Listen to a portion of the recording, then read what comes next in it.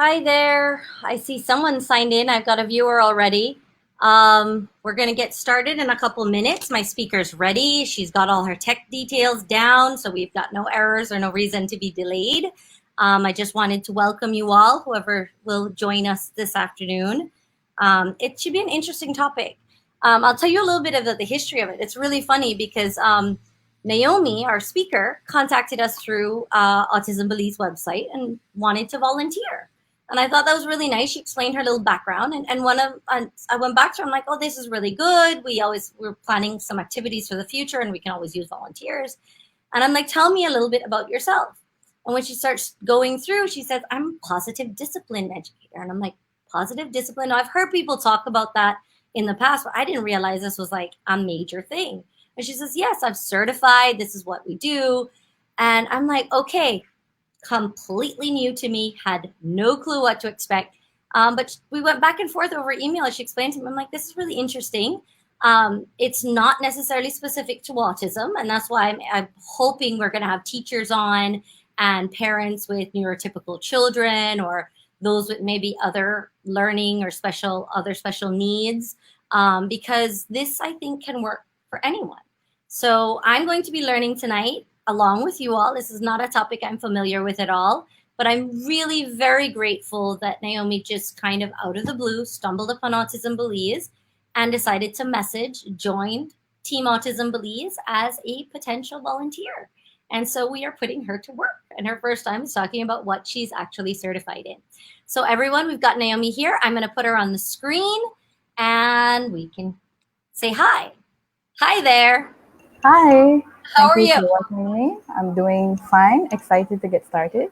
Okay, I don't know if you heard me before, but I just told them how you went on the website and just volunteered, and I discovered that positive discipline is a whole new ballgame here. So Yes, I'm really glad you reached out. I'm grateful for you to do this for us. I see people signing in already, so I hope we've got a great group of people to listen and ask questions and engage, and let's take advantage of our volunteer, our Team Belize member. So Noemi, I'm gonna leave you to it and have my pen, my paper. I'm ready to take notes. And good luck. thank you. Okay, well, good night, good afternoon, everybody. Like Ms. Christie said, my name is Naomi Sanchez, and I have a certification in positive discipline. I took the certification in Chetumal in last year, November. And since then, I've always been trying to, try my best to get the information out because it is very important to, to help parents because the children are the future of Belize and so on. So if you don't mind, we can get started. I will be sharing my screen.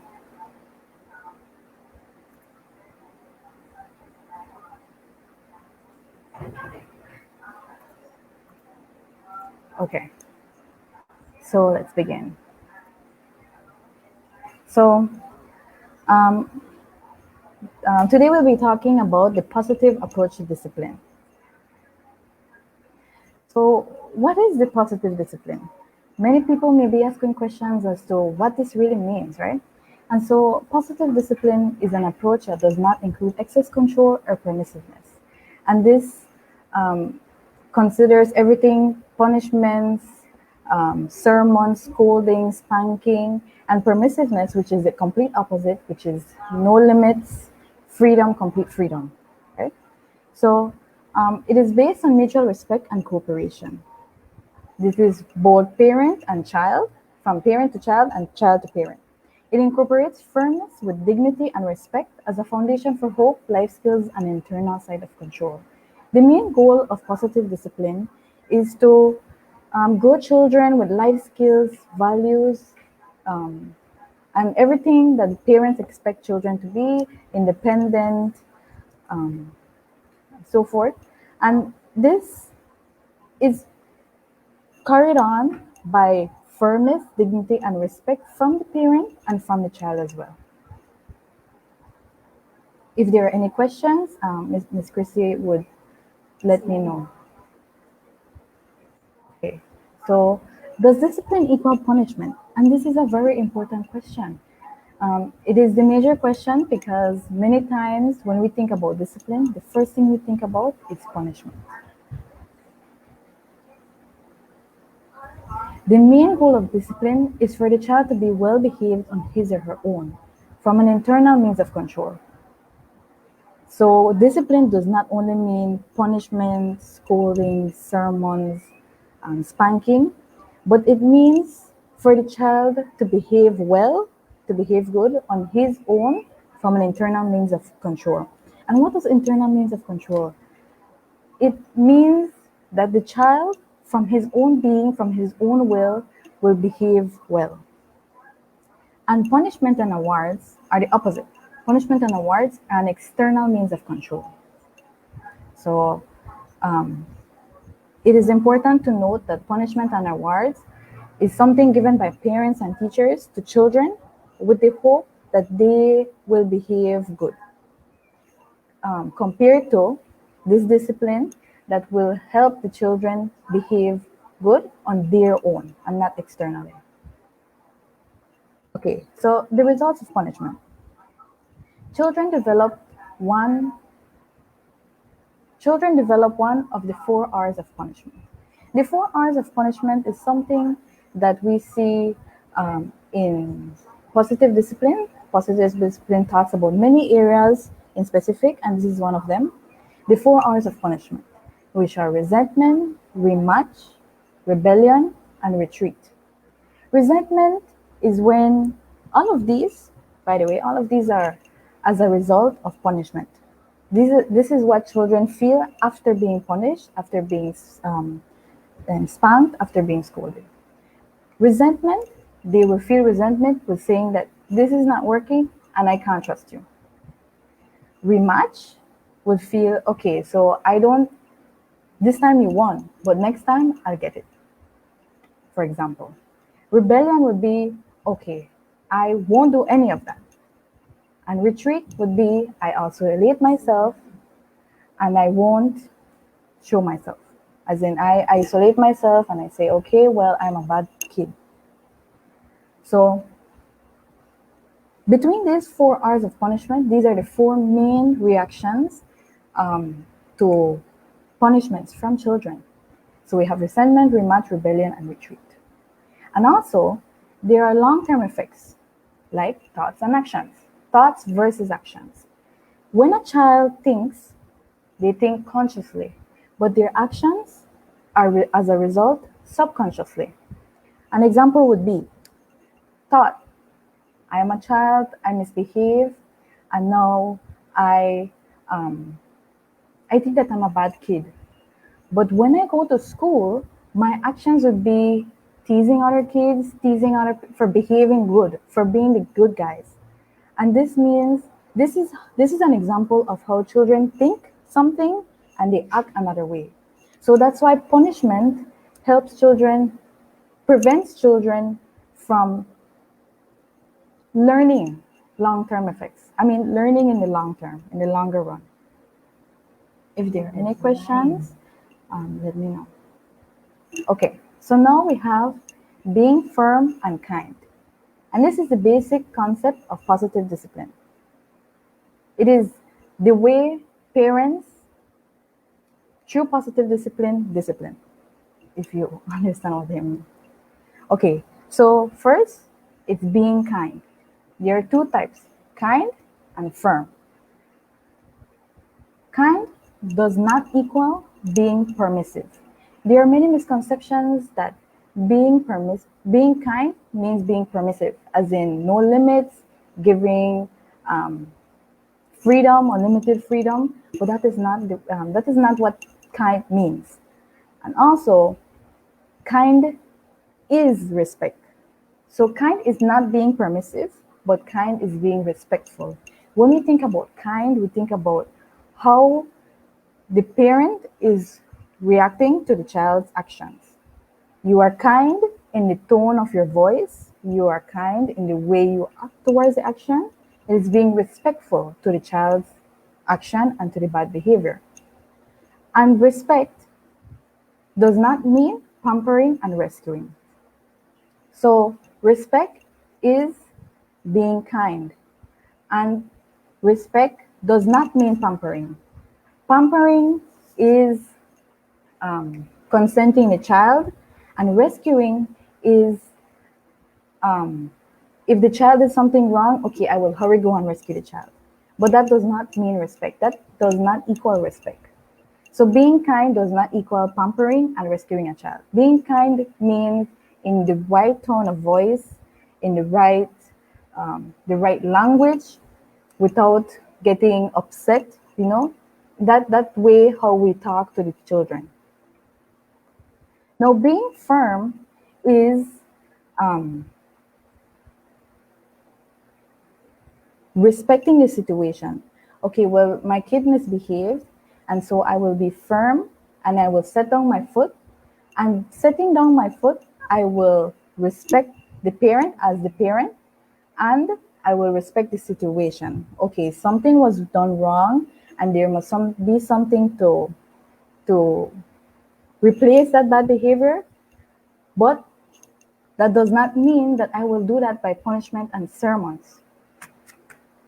So, to recap, firmness means setting down your foot, saying, okay, you respect the situation that something was wrong, you did something wrong, but it doesn't mean that you will punish and give sermons and spank and scold. It can be a little confusing at the beginning, but when we start reading more about this and talking more about it, then we realize that it's much about respecting the child, but at the same time respecting ourselves. And this will be explained further in the presentation. It is also important to know that punishment and sermons mostly result in rebellion and power struggles. When you punish a child, many reactions that the child do is, okay, well, I don't want to do nothing, I don't want to learn anything, and what's not. Okay, we must remember that children cannot develop responsibility if parents are too strict. Parents need, parents cannot develop, parents can't expect children to develop responsibility if we are too strict and not giving them certain freedom in their control. And we can't also giving them too much freedom. But in an atmosphere where they are cordial, where there is cordiality, where there is communication between parent and child, where there is firmness saying, okay, there are certain things that you cannot do. When there is dignity and respect, they can develop responsibility and the other values that are imperative for them to learn. Okay, so when we think about respect, there are two types of respect that is talked about in positive discipline. Vertical relationships, which is mother or parent and child. The parent is up here and then the child is down there, and they expect the child to respect only the mother, only the parent, or only the father. But in a horizontal relationship, here is parent and here is child. Parent and child, they respect each other, both respect each other, both communicate with each other. Vertical relationships, the parent is the boss. The parent says what goes, and the child is supposed to respect the parent. But there is no respect for the child. In a horizontal relationship, there is parent, child, and there is mutual respect, mutual understanding, mutual communication. When it comes to solving a situation or a problem, both of them they talk together and they say, okay, well, they come to an agreement, a mutual agreement. But in contrast, when there is a vertical relationship, the parent is here, the child has to respect everything the parent says, and then there is no communication, no open communication between the child and the mother. So how can parents show respect? I know we've been talking about respect this and respect that and children respect, but we are not used to the concept of parents respecting children, because what is that? So These are phrases that parents can say for to their child in a certain situation. What was our agreement? When it comes to talking with your child and there is a situation, then there is an agreement. They come together to an agreement, and then there was a violation of agreement per se because the child did not follow the instructions, they did not follow the what they were saying. So the mother in that misbehavior per se will say, okay, so what was our agreement?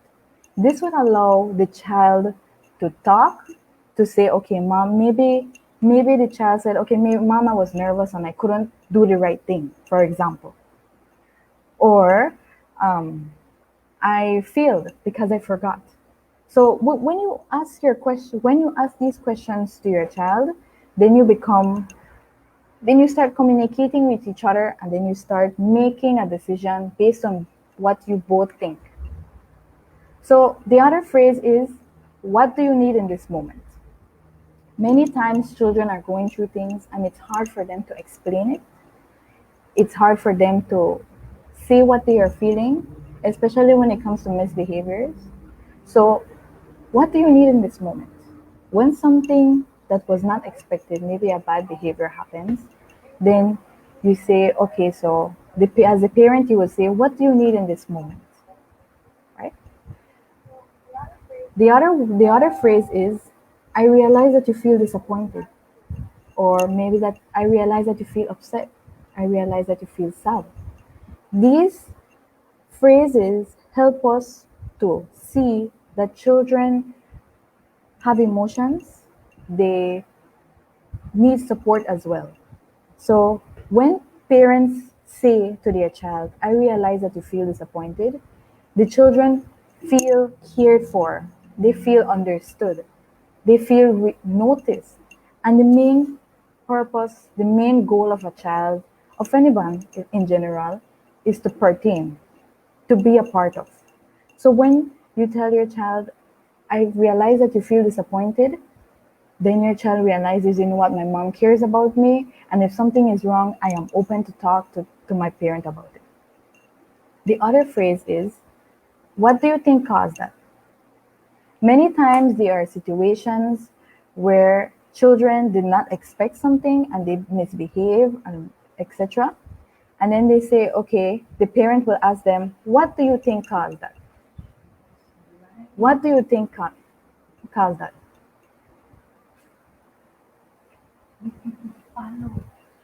The next one is, what ideas you have to solve it. When you start communicating with your child, you start asking your child, children have different perspectives and they need different things. So then they will be glad to talk about it when your parents ask them. So when you ask what ideas you have to solve it, then that will help the child say, okay, you know what, my mother, my father is open to a conversation, is willing to listen to me. And then together they create, make solutions and they work together on it. The other phrase is, what did you learn now that can help you in the future? Many times things do not go as planned and children misbehave, and you cannot reverse the consequences, but we have to teach our children that every situation, even if we make mistakes, our mistakes are important for us to learn and to move ahead. When we make mistakes, we have to teach our children that we make mistakes, they make mistakes.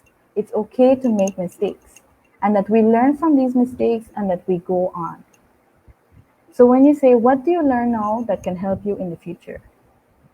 It's helping your child think, it's teaching them how to think, it's teaching them how to see the positive in something that probably went wrong. The next phrase is, you are good at solving problems. Children also work on motivation. When they realize that they can do it, when they have that feeling that they can, even though it is from a misbehavior, something that they did wrong, they will be encouraged to find a solution like the previous one, and they will participate in that. The other phrase is, in a moment you will get your turn. Many times parents are talking to other parents, the adults are talking, and then the child maybe needs a little attention, maybe has a question, but we cannot, as parents, we can't just go and say, be quiet. Don't you understand that I'm talking to someone else? That is not being respectful. You can instead tell the child, in a moment you will get your turn, in a calm voice, in a kind way, but at the same time you are being firm that it is not your turn as yet. The final phrase is, I care about you, and I'll wait until both of us can be respectful to continue this conversation. It is also important to know that sometimes we are very upset because our child did something wrong, and then our child gets very upset that we are very upset. And then both child and parents start arguing, they start raising their voice, no, you tell me, and this and that. And then, so a kind and firm way to deal with this situation would be, I care about you, and I'll wait until both of us can be respectful to continue this conversation. Because at the end, we can't have a conversation being upset or angry, because then we aren't thinking clearly. So a kind and firm way, because the parent is being firm that I don't think we are in the emotional state to talk about this because we are both upset and angry. Then you say, okay, I'll wait until both of us can be respectful to continue this conversation. And this also happens when, say, children, adolescents, um, in common terms, backchat the parents, right? Some many times we hear things that we don't like, and then we get impulsive, and then things start getting worse. So it's better to say, okay, I'll wait until both of us can be respectful to continue this conversation. But it's also important to remember that we must come back to that. We can't just leave it there because it's something that needs addressing, so we have to come back to it. So, as I mentioned before, positive discipline talks about many different things, and they have broken down many different situations. So here, these are 4 steps to gaining understanding, and this is understanding from parents and children. Step 1, express understanding of the child's feelings. When they are in a situation, many times children come up to us and tell us, okay, mom, I did something wrong. And then the mother will say, what did you do wrong? Or the father will say, what did you do wrong? But then we have to be respectful, and we have to be kind. So we say, okay, I understand that you felt angry at that moment. We have to express understanding for the child's feelings. Step 2, my bad. We show empathy without condoning. And what I mean by without condoning is not condoning that what the child did was correct, but we show empathy by saying that we understand what the child was seeing. Because like I said before, children, they see things differently. They understand things differently. So what might be bad for us might be good for them. So when we come to situations that we have to talk to our children about not doing something or doing something, then we have to show empathy, but we don't condone. And means that we understand the child's perception. Step 3, we share your feelings and perceptions. This step can be omitted sometimes because then when we do step 1 and step 2, we kind of mix them. But then we say, okay, I understand that you did something wrong, but maybe it wasn't the ideal thing to do. That's an example of how you share your feelings and perceptions. And then step 4 would be invite the child to focus on the solution. Ask him if he has any ideas what to do in the future to avoid the problem.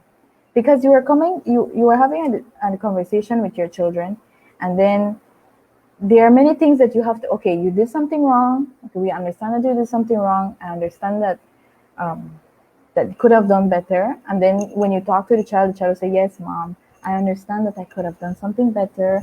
And then you say, okay, but I know that you can do better the next time. So what can we do next time to prevent this? So we'll give an example.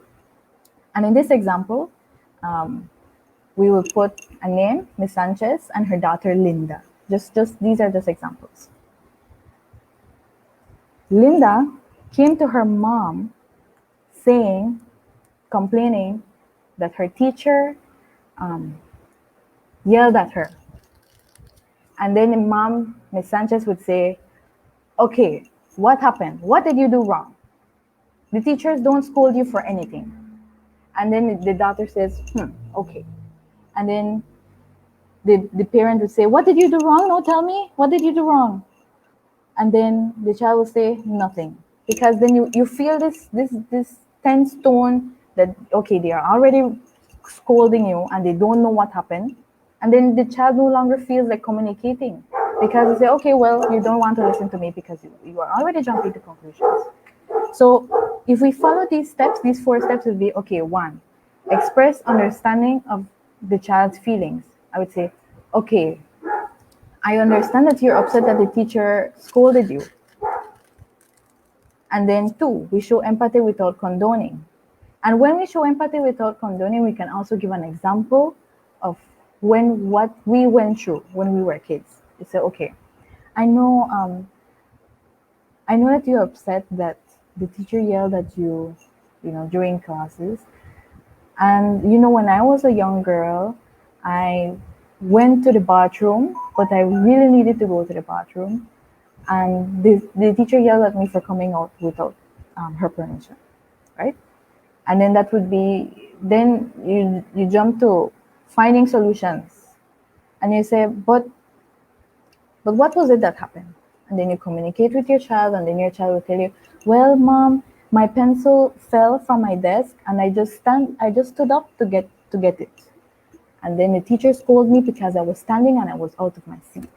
And in that way, you talk with your child, you start communicating with your child, and then you start understanding the situation.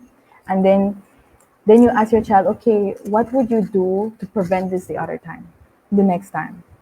And then the child would say, maybe, Linda would say, maybe next time before I pick up my pencil, I could ask my teacher, my pencil fell. And this is just an example, a minor example of how parents and children can work together to communicate, to understand each other, to respect each other in a kind way where there is no raising of voices, no sermons, no spanking, because children just want to be understood. Children just want to be, they just want to be listened to. Okay, so now we have an activity. If there are any questions, then you can let me know. Okay, so this activity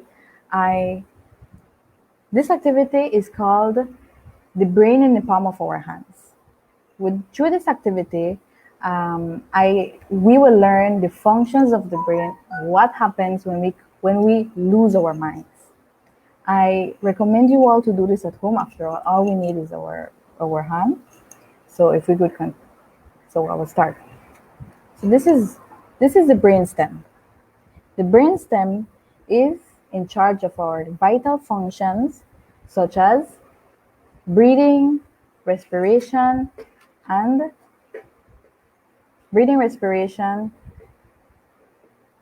heartbeat. This is what we need for survival. Now we go to the limbic system. The limbic system is composed of the amygdala and the hippocampus. The amygdala can be called the control center of the emotions, and the hippocampus, the control center of memory. These two, memory and emotions, work together. Okay. So now if we turn around our hands, there is the cerebral cortex. And this is what we see when we see the picture of a brain. So here, this part is in charge of of processing the information we get from our senses. Our eyes, visual, auditory, taste, olfactory, and touch. These are all this is what processes the information that we get from those senses. Now, if we turn around our hands and we see this is the prefrontal cortex. And the prefrontal cortex is in charge of planning, behavior, personality expression, decision making, moderating social behavior, and critical thinking. And if we put that into context, this part is like the most important part because this part is putting everything together. So, what happens when you are having a bad day? You had a very stressful day at work and you barely had enough sleep because you were worrying about other things. And you come home and you notice that the home is very dirty because your children were playing and having fun. What happens? We can get upset and they are running around and screaming. We get upset and we lose our mind. Lose our mind. Now, what happens when we come together and we meet our children and our children are all happy and go lucky, and then we realize that they see us, they see that the environment is tense, and they also lost their mind because they're like, wow, well, what will happen, And then if you notice, parents and children, they see each other, they respond to each other, they react to each other. So they will see, okay, the mother is tense and the child is tense, and we're ready to scold. We're ready to start lashing, and we're ready to telling, okay, pick up your things, in a very annoyed tone. And then we realize that, okay, our heart is beating fast, we're getting tense and what's not.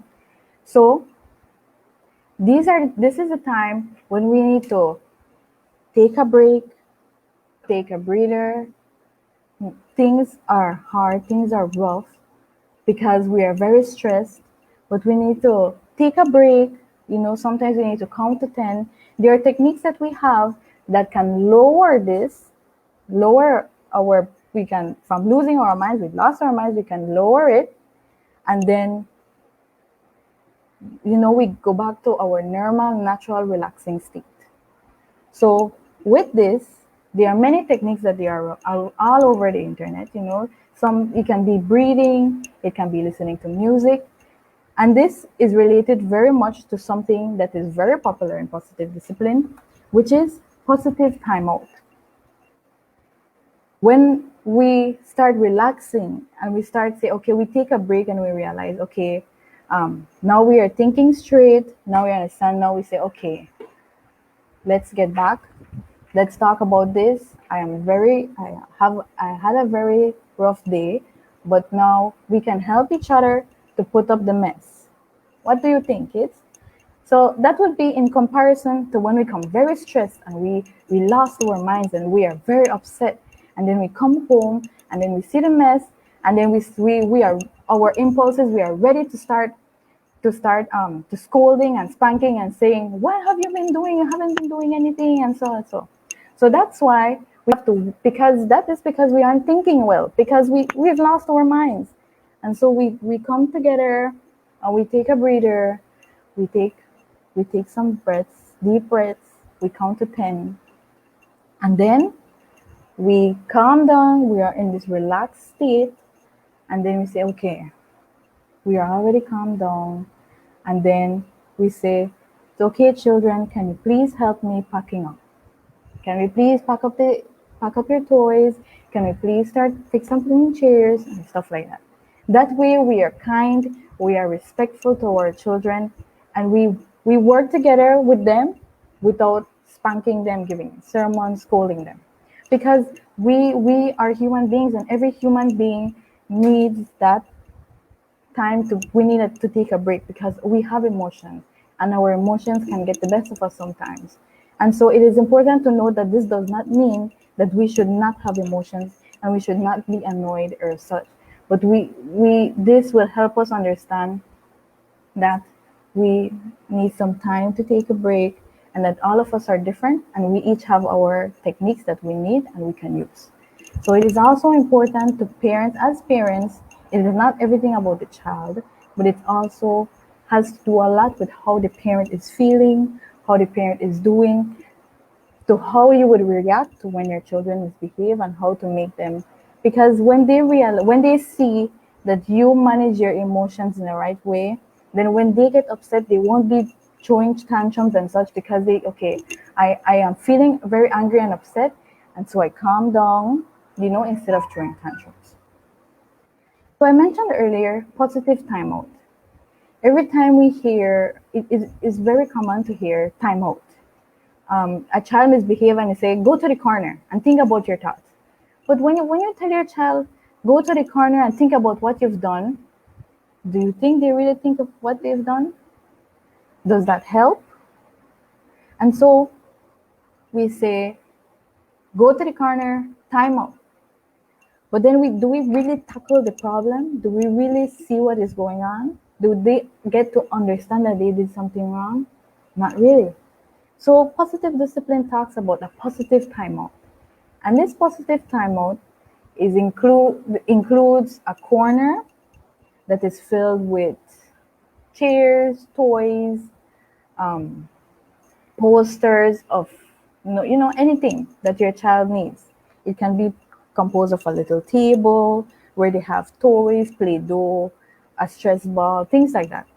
And it's important to know that this does not only is not only on for the child, it can be also for the parent. So the idea of positive timeout is to know that is to understand that, okay, you did something wrong and you say, okay, how about we take some break and we go to your corner. Well, let's go to the calming corner. I mean, you with your child, you decide however you want to name it, right? So your child was misbehaving. You're getting a little annoyed because you did not expect that to happen, or you did not want your child to behave that way. And so you start getting a little bit annoyed, and you are ready to start scolding. But then you say, okay, let me take a break. And then you, as a parent, can go to your calming corner, or even the child, and you can take some time to listen to some music, to calm down, to relax, so we get to our relaxed state of mind. And then that way we see that the children see us, that we need a break, or else if we stay upset and we deal with the situation upset, then we will start scolding, we will start lashing, we will start giving sermons, and that's not the ideal way, because children don't necessarily understand what, okay, so if you lash your child, okay, you lash me, but I don't know why you lash me. Those are common questions that children come up, start asking. And so when we scold or spank our children, they start asking questions as to, okay, it didn't hurt me, so okay, will you give me another one? Because children, they grow up getting used to the normal thing. And so when with this positive timeout, it is a corner where you say, okay, I am feeling upset, I am feeling annoyed, I am feeling angry because you behaved bad, or the child also. And then they go to the corner, you take some time out, and then you relax, and then you say, okay, um, John, for example, John, I really didn't like what you did, and I think that you could have done a better way. What do you think? Or what would you do differently? Considering the phrases that we spoke about in the beginning. And so now you are calm, you are talking with your child, you are conversing, you are having a conversation with the child, and not only telling them, okay, you did this wrong, or do this next time. It is important to note that children also want to input. We remember the main goal of everyone is to be a part of. So when we start talking to children, then they start feeling as in, okay, you want to include me, I know. Then they start realizing and they start understanding that they did something wrong and that they can do something to fix it or something to behave better. And so this positive timeout is mainly a corner. There are pictures that are everywhere where and it looks like decorated for children because it has toys and it has posters and such. But then this is also for the parents, because it's important to note and it's important to teach our children that parents, adults, everyone has emotions. And sometimes we can feel a little annoyed, a little upset because they did something wrong. But that does not give us as parents the right to be disrespectful to our children, raising our voices to our children, because then in the end, children don't appreciate that. There are some situations in which children would say, "Okay, she's starting with her sermon. I'll just wait for her to finish." It's common behaviors that children get used to when they start seeing that the parents are sermons, punishments, scoldings. I mean, they will say, "Okay, this again," and then they wait. Sometimes we're in the classes and the teachers, the teachers will scold us, and we say, "Okay," they wait until they finish. They sit down, they wander around, because then we aren't having a conversation with each other. We aren't having mutual agreements to each other. So it is important to note that sometimes we lose our minds. Sometimes we need breaks, parents and children.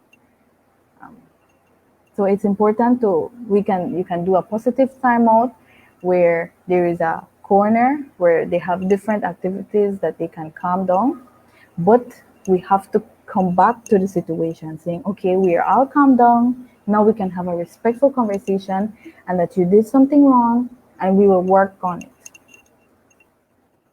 So, like I've been saying all this while, it's not just about the children, it's about the parents as well. You are also a priority. Children need as much attention and care as parents do. Taking time out to tend to your needs is imperative, because if we are upset, if we are angry, and we become impulsive, we lose our minds, and then we start acting without thinking. We start acting without thinking, and then we start scolding, and then we start, with the same thing. So it's okay to learn that. It's okay to teach your children also that sometimes you need a break, and sometimes after the break you can come back and talk about the issue in a kind, in a firm way with your children. So the tips, these are tips that can help parents. Remember that children are more willing to listen to you after being listened. When we um, when we listen to children, they want to be listened as well. They have their own ideas, they have their own solutions to come up with that can help them, because after all, they are the ones going through this. The other tip is ask instead of saying what to do. This is one of positive discipline's most effective methods. Instead of telling you, okay, go wash your dishes, go bathe, go wash your hair, go brush your teeth, you tell them, okay, you have finished eating, what do you do? And that's the difference between asking and telling what to do. Because sometimes children get, okay, well, if you tell me to do it, I won't do it. Some children, they think like that. And so it's better to ask instead of saying what to do.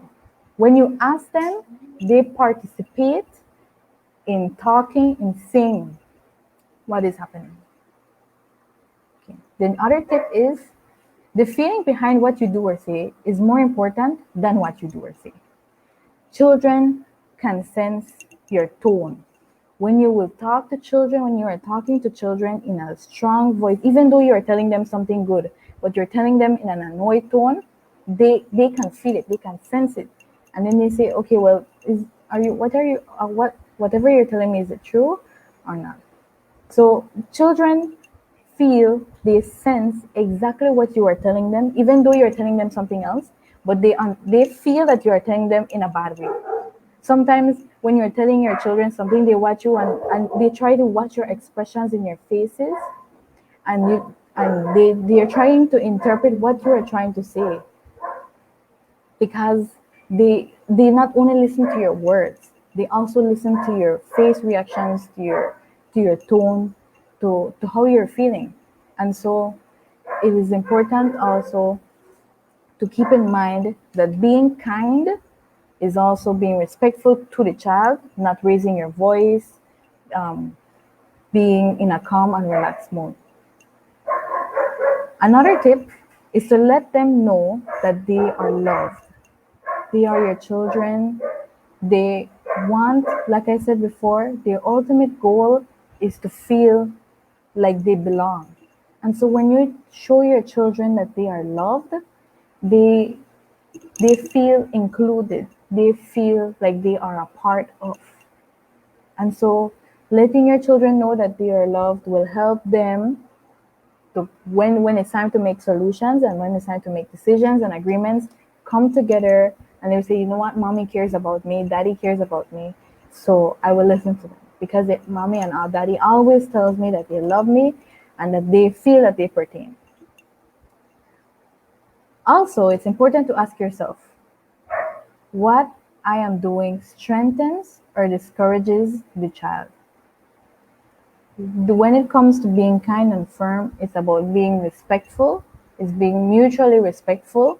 And so when we ask ourselves, um, what I'm doing is hurting my child, is it strengthening my child? And what we want to go to is strengthening your child.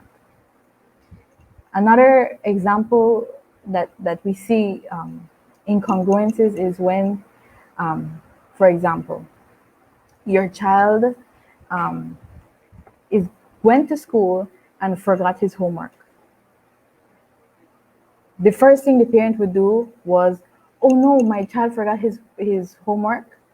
Maybe the day before you told him, please pack up your your tools, everything, all your materials that you need to go to school. And he said, yes, yes, mom, okay, yes, whatever. And then the next day you see your child left his product, and the first thing you do is go in the car and you hurry, you rush to the school and you give him his thing. Is that showing your child responsibility? The day before you let him know, you asked him what he needed to take and he told you, mom, I need to take my project and this and that. And you say, okay, well then it would be good that you pack it up in time. And then the next day they forget it, and then we hurry rush to the school and we give them their homework. Is that teaching them responsibility? That's why we have to ask ourselves, what am I doing strengthening or discouraging? We want whatever we do strengthening our children. And in general, positive discipline aim has 7 aims. One, the strong perception of personal abilities. We want to let our children know that they can do it. Two, the strong perception of importance of primary relationships. We want to teach our children how to respect each other, how to love each other, not only with the parents, with the teachers, with their classmates. Three, strong perceptions of power and influence on life. That if they put their mind to it, that they can do it. Strong intrapersonal skills. That intra means inside. So strong interpersonal skills that they could do it. They have the high self-esteem and they know that they can do it. The strong interpersonal skills, inter meaning with other people, so they can communicate. They can tell that, okay, you're doing wrong. Maybe you need a break because they see you doing it at home. And they do it at home. So they say, okay, for example, teacher, you're a little upset. Maybe you need a break. For example, with your classmates, for example, that you are upset, you need a break. So that is when they start noticing also the emotions of other people. They start paying attention to other people and they start saying, okay, whatever they say, maybe they were upset and I understand that they did not mean to say it, but because they were upset, they told me. Also, strong systematic skills, that they work with each other on different levels. And also, and most importantly, strong judgment skills, that they will learn how to judge between what is good and what is bad. I will close off with two very important phrases, two very important quotes that circle around positive discipline. A misbehaved child is a discouraged child. When children are When children misbehave, they are communicating a need, either that they don't understand what they're doing, that they don't like what they're doing. So when they misbehave, they're asking for help, they're asking for guidance. And so that's why the communication between child and parent is important. And the final one, which to me is the strongest theme, where do we get the idea that to make a child good, we must first make them feel bad? Where do we get the idea that to make a child make a good decision, we must first punish them, spank them, scold them? And those are the last two.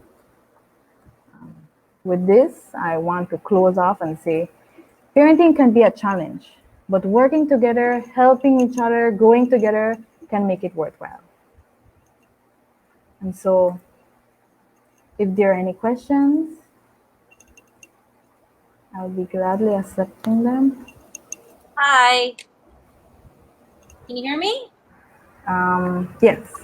Okay, we had one comment during from a Giovanna Ovando. Johanna. Como los refuerzos positivos en el conductismo, en vez de castigos, mejor refuerzos positivos. Or is it like a positive reinforcement? Yes, I understand it's more like a comment than a question. Yeah. But it's true. With autism, we do a lot with first you do your work, then you get this. So that's taking it, what you're doing is taking it to another level than just basic positive reinforcement. I will say, we have a background noise. I think if you have on Facebook, we might be getting a tone from it. You might want to turn it off. Yeah. Yes, I think there's a background noise. No, okay. Is it? Okay. From what I took from this, I think both parents and teachers, this can really build relationship. It's not just about discipline. This is about building a relationship, talking out the issues, helping them find solutions. You know, this is help building them into adults to solving their own problems and figuring it out. So you mentioned earlier about if you're too overprotective or if you're too strict, they never learn responsibility, or they go wild when they go to college and get drunk because you never let them be. Just as an example. But I really, what I took away from this is I like the development building. I think this is a great thing, especially for teenagers and for teachers. You see a child that's in there, they're constant. This is your problem child in your classroom. They're constantly giving problems and issues. Try and figure out what are they truly communicating. Why is this happening?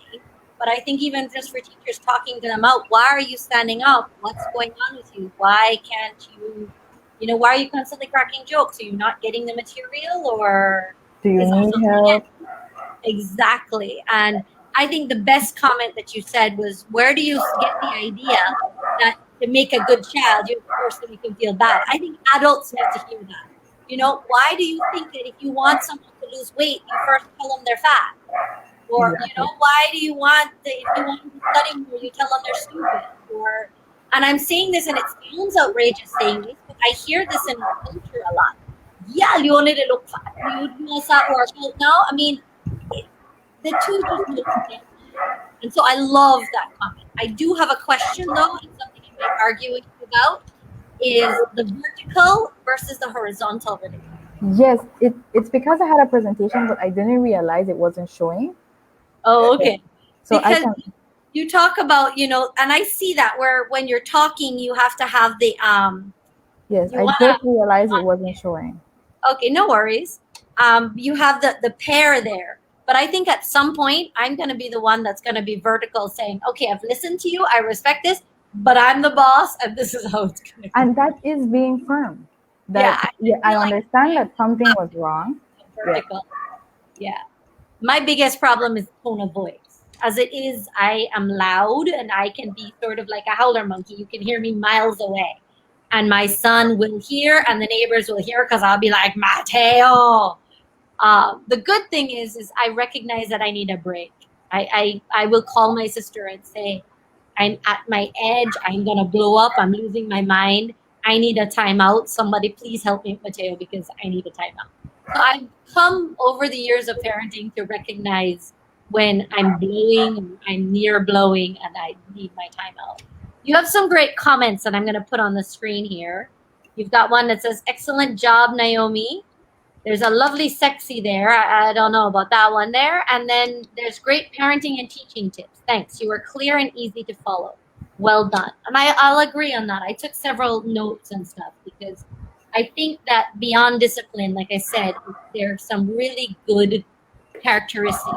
Asking, getting the whole story, asking what they're feeling, recognizing their emotions and their thoughts, and then asking them, well, how do you solve the problem? Instead of us just constantly telling them, if all their lives we tell them how to solve a problem and then you let them out into the world and expect them to figure it out. Yes, exactly. Not going to work for every. Some of them will. Some of them will have learned through osmosis and watching their parents, but some others won't have had the experience to make the decision.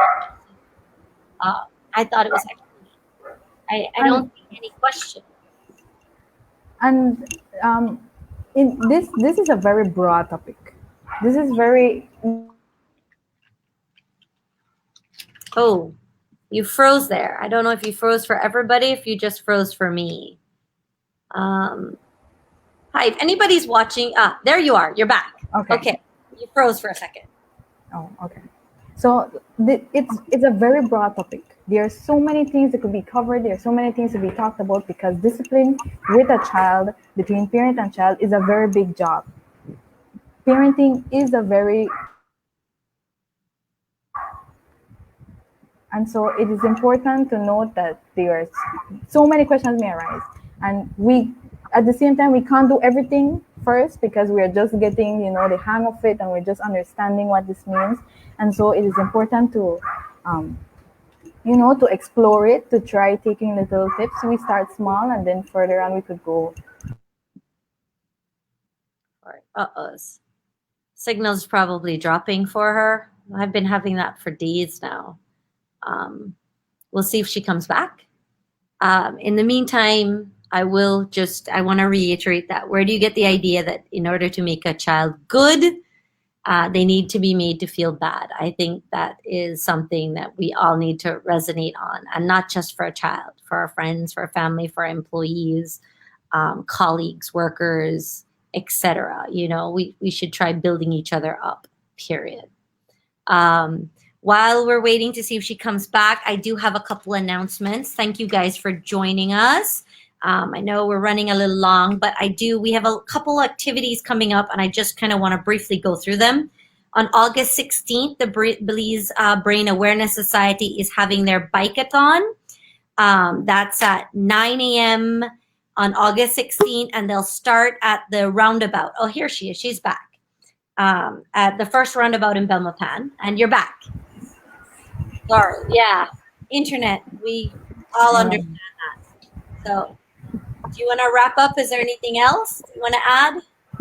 Well, I also have the form that it's in the comments, that if you would like to know more about positive discipline, if you are interested in how it really works, then you can go in the form, put in your information, and then maybe later on we have more in-depth workshops, and then that we would contact you if anything, or if you have any questions, then you can just let me know.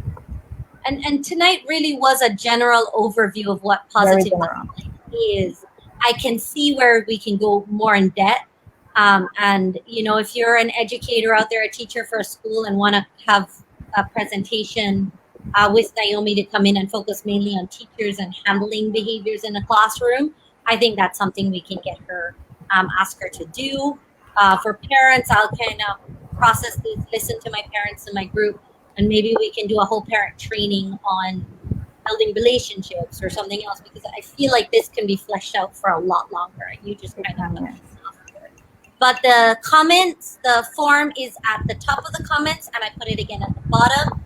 When we repost this video on YouTube and on the website, the form will be there as well. But since you're here tonight, if you can just click it, it won't take you 2 minutes. I've already been to the form. to just fill out if you're interested in learning more or have any questions or anything there, so that we can follow up with you. So those are there. Naomi, thank you so much for your time. Thank you for joining Team Autism Belize. Thank you for allowing me. Here, I hope you know this isn't going to be the only time I'm going to call on you. You I will hope be so. getting emails from me. I'm positive about that. I really think it was an awesome job, and you were clear. Definitely a topic we can flesh out and do more on. So thank you guys very, very much. For the rest of you, I'm going to say goodnight to Naomi, but stay tuned because I have a couple announcements about some other Okay. presentations coming up. So good night, Good Naomi, and night. thank you very much. So August 16th, Belize Brain Awareness Society is having their motorbike-a-thon around Belmopan. They're starting at the Belmopan first roundabout at 9 a.m. That's this coming weekend. So if you have a bike and you want to take part, join up. It's for a good cause. All funds raised go to those who are suffering with brain illnesses and might need surgery or anything else. Those are funds for that. So it's a great thing. We also have a upcoming parent training, and it's going to be for parents, teachers, and educators again. More in general, it's going to be about IEPs, individual education. My sister's going to scold me. I should know this program. They're going to tell us all about what it is. If you have a special needs school or an issue, Diane, help me if you're still on. They're going to talk about what it is, how it's supposed to work, what's the role of the parent, what's the role of the teacher. We can go through about how it's set up. For example, because my son is on the spectrum, he uses an IEP because he's not going to be able to learn everything in the classroom that he's at. So even some learners that might be having issues with just one topic or a specific need, reading, maybe math skills, they will have a special program, something like that. So I think any parent who's concerned might want to listen. And if you're a teacher or an educator and you're looking about going that or offering IEPs, or you already offer and want to learn more, I have an expert who is actually a Belizean living in the US. Individual education plans. Thank you. I was missing the plans. She's a Belizean who taught in Belize, moved to Chicago, and this is what she does with special needs schools and kids in the Chicago system. And she's going to be on September 3rd at 6:30. It's going to be a parent-teacher training, so you will need to pre-register. I'll have the links up by the end of the week. The next one will be functional communication basics. And this is now, it's about taking communication to a different level and making it functional, whether it's manding or vocal stereopathies. All of this will be covered. We have an amazing guest speaker, Dr. Muldoon. She is not only a speech therapist, a licensed speech therapist, but she's also a BCBA board certified. So she will be available to answer questions and help us with all our communication things. Obviously, this is targeting more special needs parents. Again, educators, if you're someone who works with or around special needs persons, you are welcome to sign up. That is for pre-registration. It's already up on the website. I'll be sharing that on Facebook and linking it through all the social media shortly. But it is up if you want to go and register. That will be for September 3rd at 6:30 p.m. Again, it's a parent training, so you need to pre-register. It won't be live for everyone. Also, our upcoming parents meeting is the last Saturday of the month on August 29th. At 6 o'clock at the YWCA Belize City. We've been having regular meetings now with a great attendance, great discussions and planning for Autism Belize. So if you are interested, you're a parent or a grandparent, a caregiver, you are more than welcome to attend. All of these activities are, of course, free.